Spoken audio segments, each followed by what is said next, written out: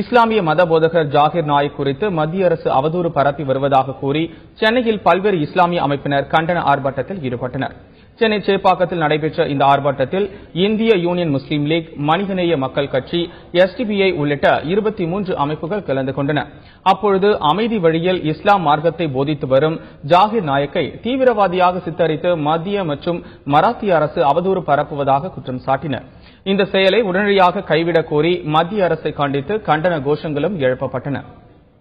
ஜாகிர் நாயக் என்ற தீவிரவாதத்துக்கு எதிரான ஒரு நல்ல மனிதரை, இஸ்லாமிய மார்க்க அறிஞரை கடுமையான முறையிலே மன உளைச்சலுக்கு ஆளாக்கப்பட்டு அவர்களை முடக்கக்கூடிய வேலையை இந்த மத்திய அரசாங்கமும் மகாராஷ்டிரா மாநில அரசாங்கமும் செய்து கொண்டிருக்கிறது.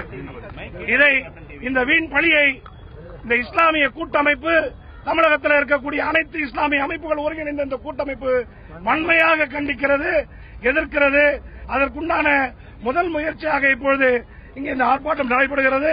எங்களுடைய குரலுக்கு மத்திய அரசு செவி சாய்க்கவில்லை என்று சொன்னால் இது மிகப்பெரிய மக்கள் திரள் போராட்டமாக வெடிக்கும்.